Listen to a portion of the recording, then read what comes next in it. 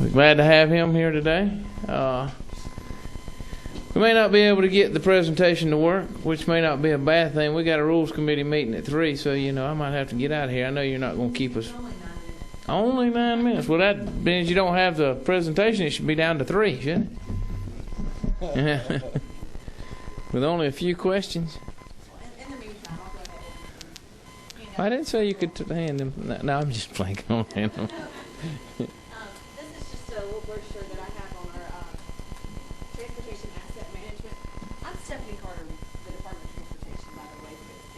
Most of you should know her. You'll see enough.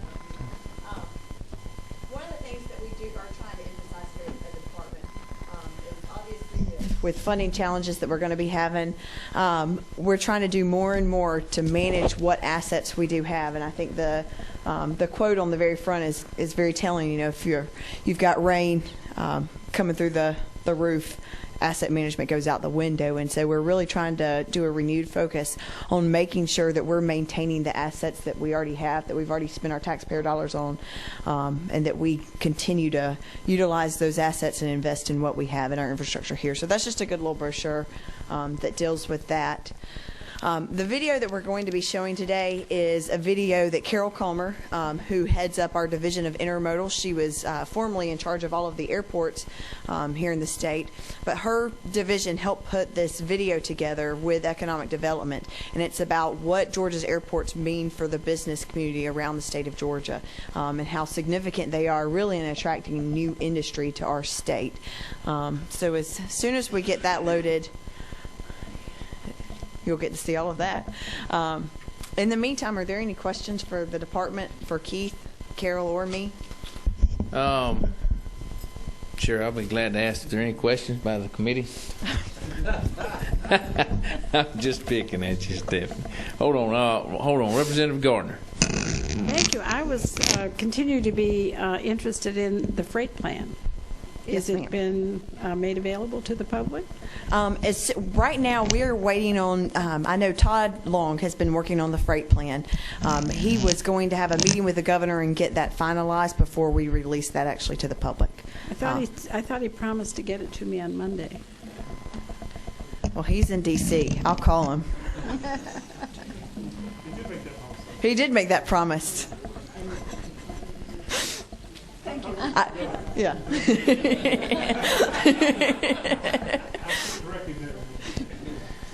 Mr. Commissioner, you're going to have to, when you speak, we're going to need you to come up to the mic, though, because we are on TV.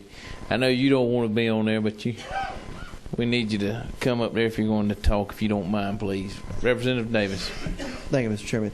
Stephanie, on the maintenance, are we doing any public-private on that with, like, the rest stops and stuff like that? Are we having any significant savings there, or what are we doing? Actually, we just did a big RFP down, and I guess we closed on that last fall on I-95. We're taking the entire I-95 corridor, and we have contracted all of that maintenance work out. And we actually included in there, we want the grass, kept at 7 inches, and I'm not sure what the exact numbers are, but there's a certain level of service that contractor has to provide, and so they actually maintain the entire I-95 corridor. What that in turn allows us to do is that we can take the maintenance groups that we may have had out there on the interstate, and now we're actually able to use those on the state routes around the I-95 area, and we're already seeing success in that. And so I-95 is really unique, though, and it's that straight shot right there. And so we're looking at other places around the state where we could implement a program similar to that. But yes, that is one major initiative we've had on maintenance throughout the state.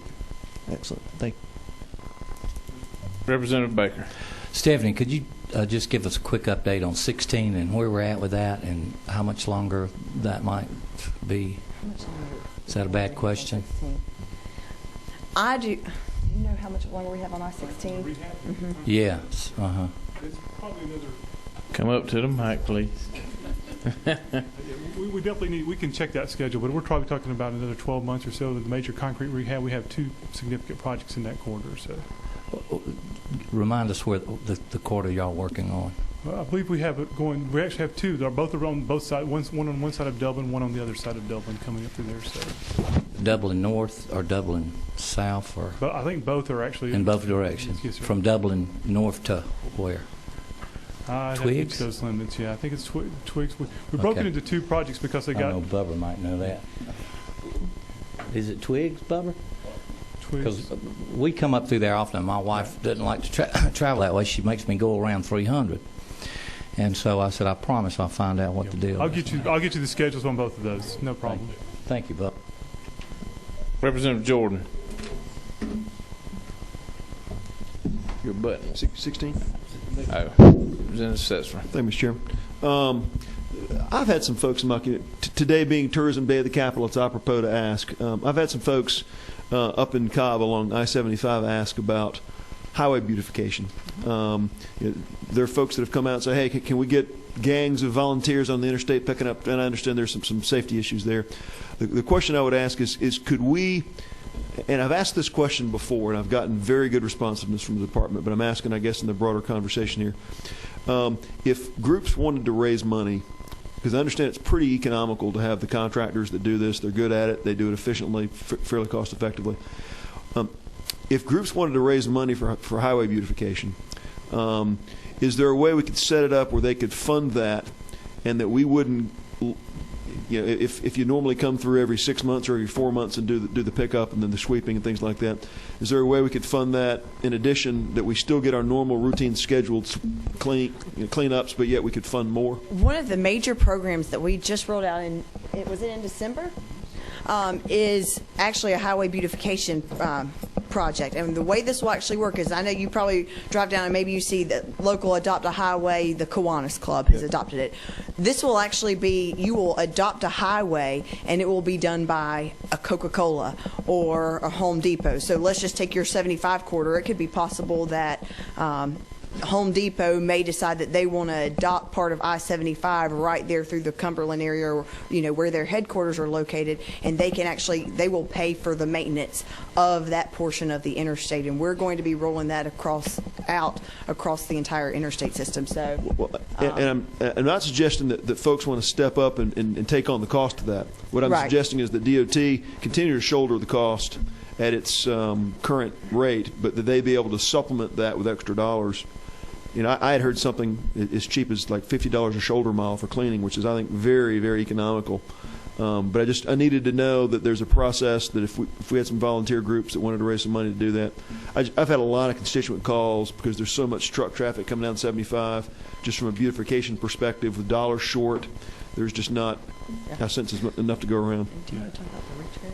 Yeah, I'll mention that just to clarify that we have custodial contracts or maintenance contracts for picking or mowing grass, and as a part of that, we have litter pickup as a component. We can actually pay for additional litter pickups on the interstates, and it is at a kind of a nominal fee. It's a much less fee than what we would do, and doesn't include the grass mowing part. So that's something that we could look at as a possibility. It's something we've never been really looked at from that perspective. Sure. Right. And I think Stephanie was mentioning that we just teamed with the Department of Natural Resources too. We're doing some things with them on the retreads and some of the things that are out there to try to pick those up and recycle them in kind of a green system. We'll keep. May I remind all members, please put your phones on vibrate. Not mentioning any names, but initials, Glenn. But especially you. No. Please do, though. I forgot to remind everybody of that, though. So if you don't mind, please remember to try to do that. Representative Long. Yes, thank you, Mr. Chairman. My question is actually to add to Setzler's. I have businesses in my district that want a partnership with the DOT, and it seems like since the course of my career, I've asked that question from the DOT to try to get that pack. Is it called a CID, or Commissioner, or whoever you want to say? Well, a CID is going to be a little different. I mean, that doesn't necessarily involve, I guess, the Department of Transportation. That's more of a taxing district of businesses. Okay. So you'd have like the perimeter CID. Now, absolutely, we partner with the CIDs on different transportation projects. Like you probably just heard, like the big Hammond Drive interchange up on I-400, on State Route 400. That was a partnership that DOT did with the perimeter CIDs. But obviously, it's not all CIDs have major transportation. I would like to see basically some, I don't want to get my hand held, but then again I do, on how to go about getting my businesses together to tackle some of these initiatives, because we all know the highways are the foyer to your community, and I need to pull people off the highway through my district, be honest with you. And my intersections in my district look real rough, so I want to change that. And secondly, I had a so if we can get a packet for that, I really, on a scale of 1 to 10, I need a 12 on that, because I've had some requests from some businesses in my district. Secondly, in my field office, I had a particular lobbyist or somebody, forgets me, I get scatterbrained, come visit me, and they were talking about federal legislation to add another axle to trailers and things like that. And I want to get your opinion on how do you feel about that? Because I called Senator Saxby Chambliss' office, I know that UPS and Home Depot are for that, but what's the DOT feel about it? There's legislation in Congress right now. It's called the Safe and Efficient Transportation Act. What that would do is, and it is being pushed by the Home Depots and the larger suppliers of the world, that kind of thing. It would increase, what it would actually do is it would set up a program where a state could come in and increase the weight limits on the interstate system to 97,000 pounds if you have a sixth axle. Now, we started at the DOT, obviously, because it's federal legislation, it would be over the interstates. What you would then have to do if they passed it at the federal level, then Georgia would decide, do we want to increase our weight limits to 97,000 pounds if you have a sixth axle on the interstate? We started looking at that legislation probably last September, and we had various groups come in and testify before the DOT board to talk about that legislation and whether they were for that or against that legislation. Just last week, Mr. Cole, who heads up our legislative committee, had a discussion on whether or not the DOT board wanted to take a position on that piece of legislation and send a letter to our congressmen and to our two senators. Last week, the board decided not to take a position on that bill right now, and just to wait and see if Congress starts to take any traction with that bill. So no, the department does not have a position on that one way or the other at this point. Thank you, Mr. Chairman. I appreciate that. Now, I remember a couple of years back we debated a bill similar to that, and we were concerned about the infrastructure in South Georgia. Some of the farmers wanted that. The DOT was kind of against it then. Why has it been neutralized now? Well, that was a different bill in that it was specific for a commodity, and it was going to, last year, this was actually, it was, I believe, House Bill 301. It was a 10% variance on the current weight limits that are allowed on state routes. That's right. And so it was going to be specifically for chicken litter, and no other commodity in the state of Georgia had a 10% variance. It was only going to give that variance to that commodity. So this is general. What we compromised on is allowing them the 5% variance that is already offered to your other agricultural products around the state. Okay, thank you so much. Thank you. I cleared that up. Chairwoman Shelby. Thank you, Stephanie. Commissioner, appreciate you coming today. And could you give me just a brief update on how the hot lanes are going, or what do you have those numbers on that, or Do you want to take that one? And I'd like to say thank y'all for coming out to Gwinnett and sorry, I mean, they spent hours talking at a town hall meeting one night and actually answered, I think we sent 70 questions over for you guys to answer. So I appreciate that. Yeah, we've been partners with the State Road Toll Authority on that at the beginning, and it's been a good relationship in that particular aspect. But I think we are starting to see some improvement in that particular quarter. I think the number one thing that we never really got messaged out very well was the fact that it was not going to solve traffic. It was a way to provide a mobility option for folks and the people that moved in that quarter on the days that they really need to get somewhere on a timely manner. So I think there was a really, starting that whole process, there was a misconception on what it was going to achieve, that somehow it was going to make the other lanes better.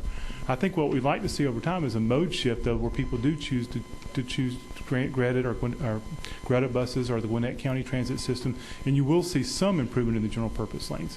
But it really is a mobility option opportunity, I guess, for most of the citizens. The number and the ridership is going up heavily. As you know, the governor last week with the State Road Toll Authority Board passed the thing to drop the rates down to off-peak times to try to get ridership up in the HOV lane even more, to see if he could get the numbers up in that particular lane. That's one of his goals, I think, is to see that get closer to what it used to be when it was a HOV lane. One of the things that routinely is out there is that it's not being utilized in the off-peak times, and I think that will change that perspective too. So, but we are starting to see the general purpose travel speeds, average travel times back to close to normal. Okay. What about the number of occupants during the peak periods in the hot lanes? Is it similar to what it was prior to when it was HOV? I believe it is. Ms. Abrams, she actually Evans showed last week. She showed some of the charts, and it's getting very close in the peak times to being what it was. In fact, it's almost too many vehicles in order to provide that 45-mile-an-hour committed speed limit. So. Okay, thank you. Ms. Evans, you want to come up and talk about this a little bit if you'd like to? Just thought we'd ask. Actually, why don't you come up? Just give us a little update real quick. I know there's a lot of us that do have some questions and all, but give us a little clarification if you don't mind. Well, Commissioner Golden was exactly right. It's been a very good partnership between the Department of Transportation and CERTA. And to Representative Sheldon's question about the capacity during peak periods, we are actually over capacity in the morning period, so that's why the toll rates have continued to rise in the AM periods. In the PM peak periods, we're not seeing the full capacity in the lanes yet, but it's still very high, somewhere around 1,600 to 1,800 vehicles per hour. Typically, the lane will carry somewhere around 1,800 to 2,000 vehicles. We usually say somewhere 1,600. The lane is actually pushing about 2,000 vehicles per hour in the morning. So in the mornings, it's doing exactly what it's supposed to do, and the toll rates have been averaging the last few weeks. The morning, the average has been somewhere around $2 or so, and you'll see the toll rate for the entire length around $4.10, and the highest so far has been $4.25. Thank you. You're actually going to get out of this without any questions. Thank you. Thank Mr. you Chairman. so much. Yes, thank you. Stephanie, absolutely. Gina, I'd just like to say today, thank you too, because your staff definitely helped us out. Like I said, it was 70 questions from our constituents that they took the time to answer, and we appreciate that. Stephanie, you got we working now? Every day. She is our right and left hand in all of this committee, so if you can get it. World's busiest, serving the major airlines of the world. But for Georgia's businesses and industries, the 104 airports located in communities throughout the state come to mind. The ones serving their local regions, moving people, goods, and equipment efficiently, and connecting businesses and citizens to the rest of the state, our nation, and the global economy.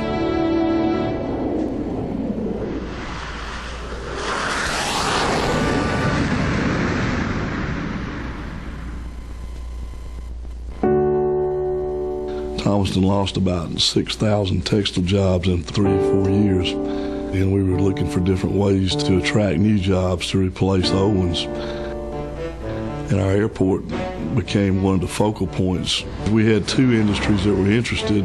Their vision was to bring their customers from Hartsfield in a small plane to Thomaston, walk across the street into their new plastics factory, but we didn't have a good enough runway. So we worked with the state and then the FAA, and in 1994 we opened our new facility. That plant became a reality, and they were our first commercial success. Later we had another Quad Graphics, so our airport again had to be an all-weather airport to attract them, and we upgraded it, and they built a large new facility there, and it's our county's largest employer, and without the airport we wouldn't have either one of those facilities. Georgia has 104 publicly owned public-use airports. 9 are commercial airline service airports. And we have 95 general aviation airports supporting business operations around the state. Our 104 airports are critical for our competitiveness in the state of Georgia. It creates huge opportunities for companies, especially international companies. We're seeing a lot of growth in international manufacturing near airports throughout the state. We found long ago that one of the first questions that's asked when a company or an industry is looking at a community is, what size airport do you have? And that is one of the things that makes the first cut. Adequate airport facilities may not be the only reason that a company would choose to locate somewhere, but oftentimes it can be the single reason they choose not to locate somewhere. A company can go and put their operations in any country, anywhere in the world. And so every little thing that we can fix or improve or invest in, it does pay back when we're out there competing. And it's critical for us. In a time when the recession has really been pretty detrimental on some communities in the state of Georgia, we've experienced some great successes. In the early 1980s, we were trying to get an industry to choose Douglas to locate, but their corporate people had to fly into a neighboring airport just to visit Douglas. That's how badly we needed our airport improved. It turned out to be TRW. TRW worked with the City of Douglas. Their support of extending the runway and improving the airport was why this building stands here today. 30 years later, we've now turned this from a finishing plant to a full-service aircraft casting plant. We export 65% of our product to other countries. The world has become a global economy, and having the airport here helped PCC grow a building that can support that global economy now. In my world, trying to attract jobs to Georgia, everything is about speed, timeliness, and cost. To have an airport in our community is critical. We're a cable television provider to about 6 million people across the United States. We fly each and every day all around the country. I remember one Saturday I received a call from one of our network engineers. Jimmy, we need to get file servers around the country to all of our operating cable locations today. So in a few short hours, we had engineers and file servers loaded in airplanes, and they dispatched on a Saturday afternoon around the country, and we made the transition seamlessly, and our customers never even realized that we made the change. There is no doubt that corporate flight operations is a very important part of our company. Augusta is really on the move. We're growing with jobs, we're growing with businesses coming in, and we've got a growing airport. Fort Gordon is the largest employer in the Augusta area. It's about 23 to 25,000 depending on how many students are here. I think the total numbers that we see going in and out of the airport from Fort Gordon, probably a neighborhood of 2,000 to 2,500 a month. Our air transportation is one of the keys to our current growth and to our future growth as well. We've always looked at the planes as a tool, just like we do an oven.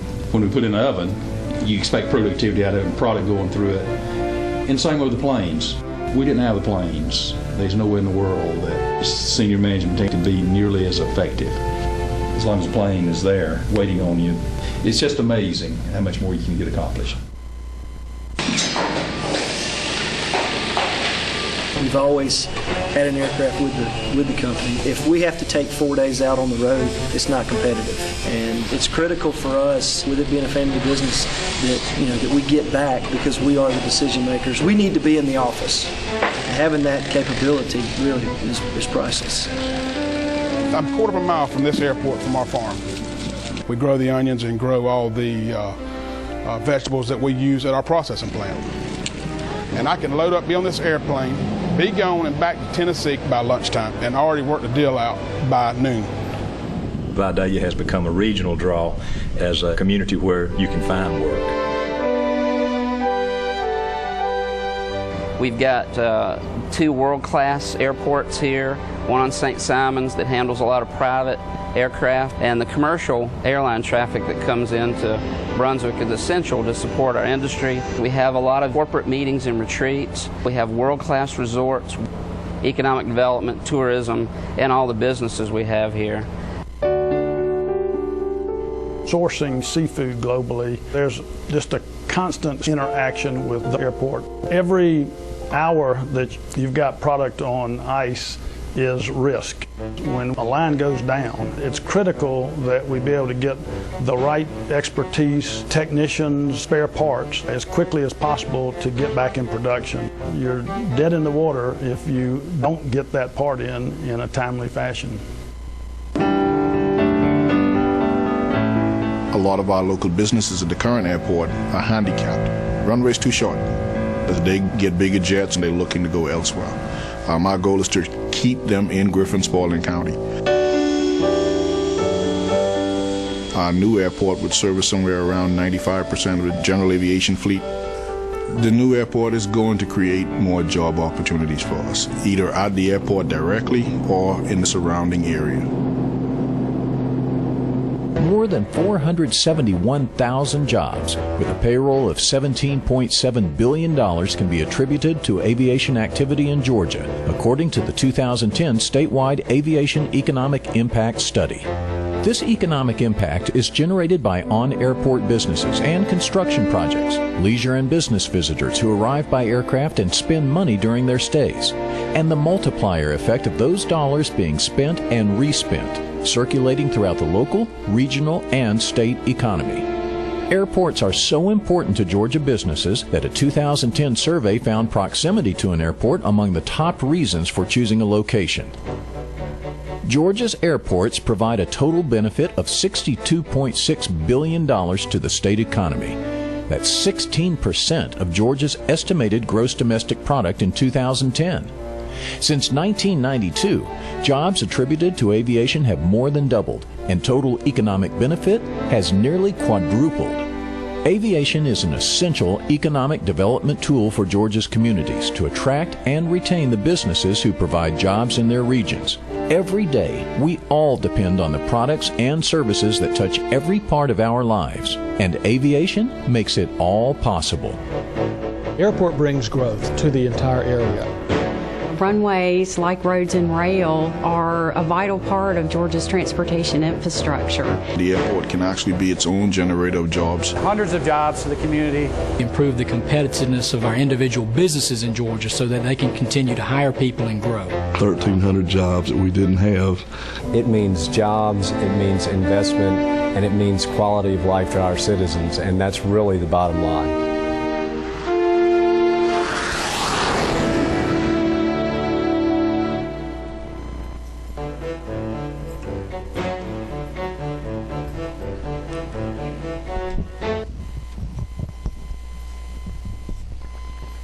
Is that it? You don't want to say anything else? I'll turn the floor over to Carol if she would like to say anything about. Just be happy to answer any questions. I think, probably one of the most important things about the DVD, not only are the numbers that are there, over $62 billion in impact to the state each year, and nearly 500,000 jobs. But I think to hear the stories from the people, from the communities who talk about how important the airports are for them, for economic development, and how they support businesses that touch the lives of every citizen. You buy a loaf of bread, you turn on cable television. Aviation has helped make that possible. So I'd be happy to answer any questions you guys may have. Okay. Mr. Roberto Abdul-Salam. Thank you, Mr. Chairman. Have you all been able to get projections yet of what the new international terminal at Hartsfield may also generate, how much that would increase the state's benefit? For the Department of Transportation, we have not studied that. The folks at Hartsfield at the City of Atlanta have some estimates, and we'd be more than happy to talk to their staff and get those for you. Thank you. And wanted to also find out if the presentation that we just saw is available for us to get either online or a copy of the DVD set. And also, if you know where we could acquire a copy of the statewide economic impact study that was referenced. We have copies of the executive summary that will be off the printing press in about 10 days, and we will make sure that Stephanie brings some over for everyone. Is that the same impact study? Yes, it's the summary results of the study. No, I want the study. The study itself, yes. We can provide an electronic copy of that for Great. you and get it to Stephanie. Thank you. Representative Jordan. This may be a little off, but as a retired educator, I would suggest that you send that DVD around to the school systems. I would love to have had teaching my economic classes about the economy of Georgia. I would love to have had something like that to work with. And it seemed to be so updated and so clear, and the companies that we have in Georgia. That just something to think about. I would love to have had something, although I'm retired now. It would have been real nice. Thank you. Thank and we'll definitely try to increase the distribution. Any other question? Thank you, Mr. Cole. Thank you. You got anything else you want to talk about? You sure? You want to talk to us a little bit about some issues we're going to address?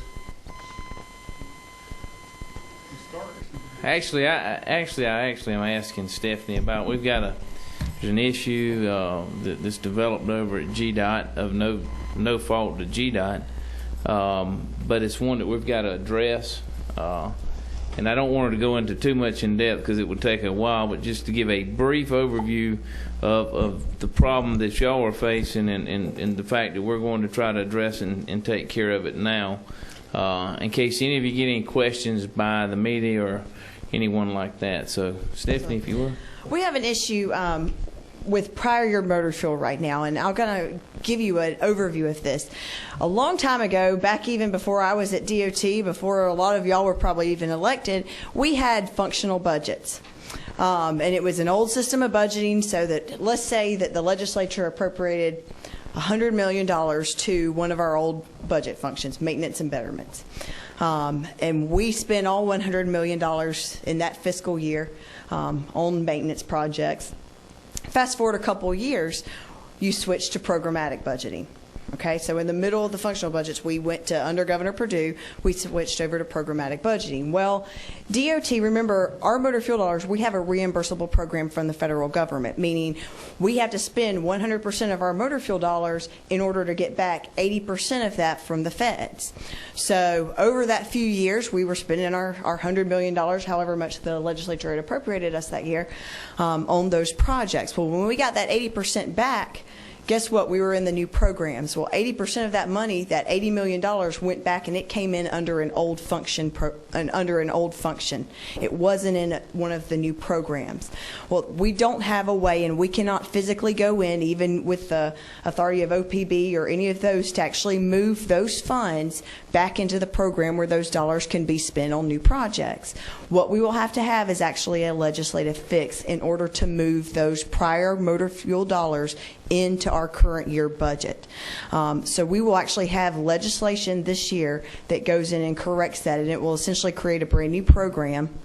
And you don't have the bill in front of you, and we don't have that ready yet, but once it's here, I'll be happy to sit down and walk through what that legislation does. But essentially, it will set up a new program where when those prior year motor fuel dollars come in that are generated after we get our reimbursements from the feds or whatever, it will actually go into a new program, and at the end of the year, that program can be actually amended back into our budget so that we can spend that on transportation projects. And it won't hamper the delivery of all of those projects that we have. But that's it in a nutshell, and you know, it's one of those things that it's a lot of people, they didn't think about the fact that when we went from functional budgets to programmatic budgets, that every other state agency, if you're Department of Agriculture, at the end of the year you have a lapsable fund source. So if you don't spend your dollars at Department of Agriculture, that money goes back into the state general fund. Well, because these are motor fuel dollars, they're non-lapsable. So no one thought about, you know what, we need to actually map these functions to new programs so when those dollars come back in, we can actually put them where they belong.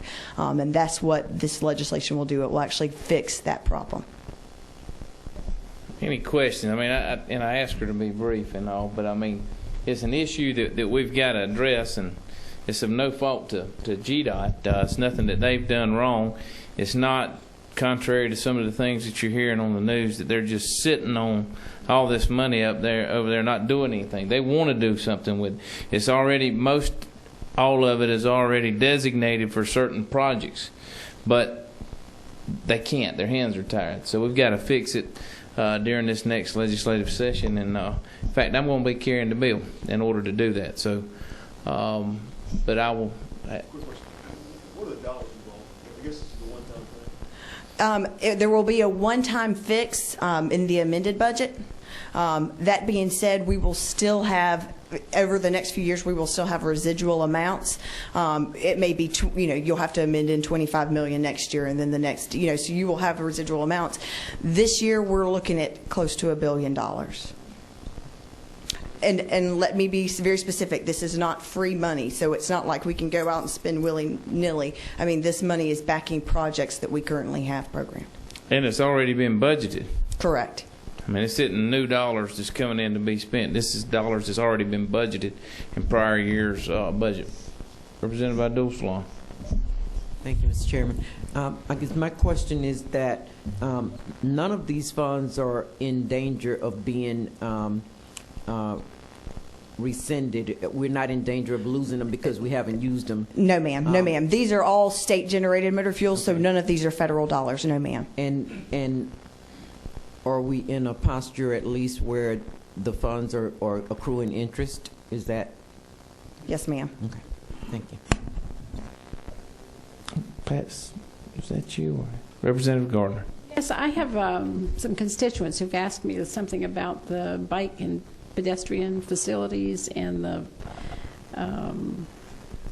evaluation of how you're developing those. You've probably heard this request from some of the bikes people, but can you give me some sort of a report, not immediately, but on availability of funds for pedestrian and bike paths and facilities? Would this be specific for, I guess just is this specific for our STIP, or is this specific for the T-Splost, or what would? Let me get a little more information, okay, and ask you about that. Representative Epps. Stafford, let's go back to the authorization of legislative. Is this what's the time frame with this? Is this a fast track type legislation? Sir. We will actually need the legislation that Chairman Roberts will be sponsoring. It has to be passed and signed by the governor before the amended budget will be signed. So we could see maybe a rapid implementation. Yes, sir. Of some funding. Good. Stephanie, thank y'all. I appreciate y'all. You got another question? We appreciate y'all coming by today. Appreciate the what y'all have given us and the information. To the members, Jenna Doyle, you'll stand up. This is our new legislative counsel for this committee. We have we hope that she'll bring in some wisdom that we always need. But thank you for coming. We look forward to working with you. Also, in your folders, if there should be a sheet in there for y'all to fill out, giving us some updated information. If y'all don't mind, fill those out so that Abby can have that information in case we need to get back with y'all on anything. This information won't be shared with anybody else. It's only for us there in the office. Any other questions or comments? Chair hearing none, we're adjourned. Thank y'all.